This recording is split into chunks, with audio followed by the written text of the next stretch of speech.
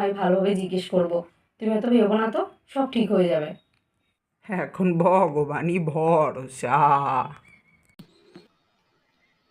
কই গো মা, বাড়িতে কি কেউ আছো নাকি? বলি এই বুড়ি, গরিব দুঃখিনী বুড়িটাকে কি এক মুঠো ভিক্ষে দেবে গো? মা জননী, বাড়িতে আছো নাকি?